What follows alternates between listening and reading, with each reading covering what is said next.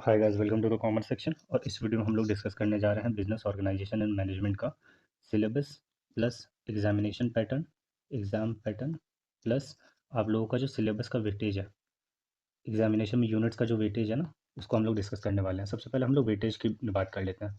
इससे पता लग जाएगा आपको किस यूनिट को पहले प्रिपेयर करना है। आ जाओ। आपके सिलेबस में टोटल 5 यूनिट्स हैं। ठीक है, हर एक यूनिट का वेटेज है 20%। तो ऐसा कोई चैप्टर नहीं है कि आपको ज़्यादा प्रिपेयर करना है कम प्रिपेयर करना है, हर एक चैप्टर को प्रिपेयर करके आपको जाना पड़ेगा। अब प्रिपरेशन की स्ट्रेटजी ये हो सकती है कि जो चैप्टर आप लोगों को ईजी लगे उसको पहले प्रिपेयर कर लो। आना हर एक यूनिट में से क्वेश्चन फिक्स है। ठीक है, अब बात कर लेते हैं एग्जामिनेशन पैटर्न की। एग्जामिनेशन पैटर्न की बात ऐसी है दोस्त कि आपका पेपर आएगा 90 मार्क्स का, मैक्सिमम मार्क्स होगा 90 मार्क्स। ठीक है, कुछ लोग कह रहे हैं 70 मार्क्स का आएगा, कुछ कह रहे हैं 75 मार्क्स का आएगा। ऐसा कुछ नहीं है, पेपर आएगा आपका 90 मार्क्स का। 90 मार्क्स में आप लोगों के 5 क्वेश्चन पूछे जाएंगे। ठीक है, हर क्वेश्चन इस हिसाब से हर क्वेश्चन कितने का मार्क्स का हो जाएगा, 18 marks into 5 question is equal to 90 marks. अब आ जाओ 5 क्वेश्चन की बात करें हम लोग। हर एक यूनिट में से एक क्वेश्चन आएगा, 1 unit is equal to 1 question.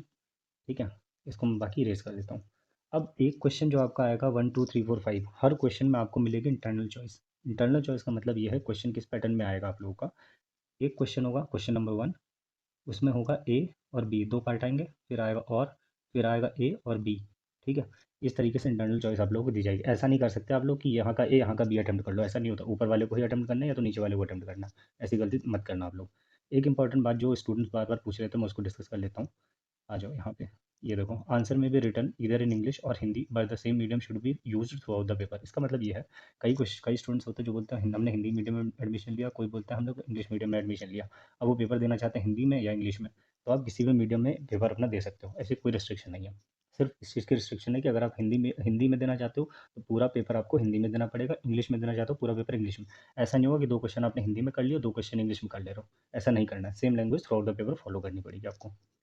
ये हमने डिस्कस कर लिया आपका एग्जामिनेशन पैटर्न। ठीक है, आ जाओ। अब इसको मैं रेस कर देता हूँ, आपको मैं एग्जामिनेशन क्वेश्चन पेपर दिखा देता हूँ आप लोगों का। ये पेपर आई गेस 2022 का है। ये देखो, ये लिखा हुआ है 2022 बीकॉम प्रोग्राम का पेपर है, सेमेस्टर 1।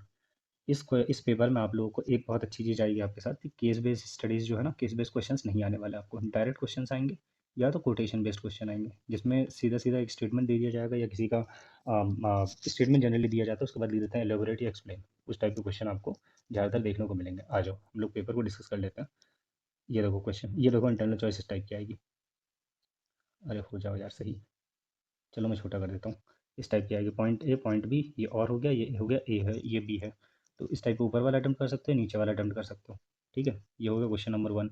ऐसी क्वेश्चन नंबर 2, देखो बिजनेस एनवायरनमेंट के बारे में direct question, case based studies आपको नहीं मिलेंगी।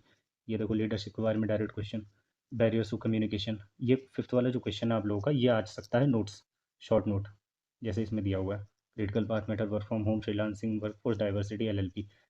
ठीक है, 18 मार्क्स का रहेगा आपका क्वेश्चन। इसमें से जो भी 3 या 4 अटेम्प्ट करने के लिए बोलेंगे वो उनकी मर्जी रहेगी, वो आपको अटेम्प्ट करना पड़ेगा। आपका पेपर टफ नहीं आएगा, लेकिन आपको पूरी तरह से तैयार होकर जाना है एग्जामिनेशन के लिए। ठीक है, अब जिन स्टूडेंट्स ने पढ़ाई नहीं की है उनके बारे में बता देता हूँ। दोस्त, अगर आपने पढ़ाई नहीं की है तो आप अपना एसवाल मटेरियल उठाना। एसवाल मटेरियल के बैक साइड में हर क्वेश्चन, जब हर एक चैप्टर जब कंप्लीट होता है ना, हर एक चैप्टर को कंप्लीट होने के बाद उसके कुछ क्वेश्चंस दिए होते हैं हर एक चैप्टर के बाद। उन क्वेश्चंस को बहुत अच्छे से सॉल्व कर लो, वो आपका मैक्सिमम कवरेज दे देगा। उसके अलावा आपको ज़्यादा ध्यान देने की ज़रूरत नहीं, क्योंकि एग्जामिनेशन आपके सर पे है, कुछ सिलेबस कंप्लीट करना ज़रूरी है। बाकी मैं कोशिश करूँगा कुछ के आप लोगों को इंपॉर्टेंट क्वेश्चंस प्रोवाइड करने की। और इंपॉर्टेंट क्वेश्चंस पर मैंने काम करना शुरू कर दिया, मोस्ट प्रोबेबली वो संडे को वीडियो रिलीज़ हो जाएगी आप लोगों के लिए। ठीक है, तो आप इन तब तक एस के पीछे के क्वेश्चन ट्राई करो, इंपॉर्टेंट क्वेश्चन रिलीज़ कर दूंगा मैं, तो उनको ट्राई कर लेना, आप लोगों का पूरा सिलेबस कंप्लीट हो जाएगा। सो ये छोटी सी वीडियो थी आप लोगों के लिए, कुछ स्टूडेंट कंफ्यूज हो रहे थे इसलिए मैंने वीडियो बना दी।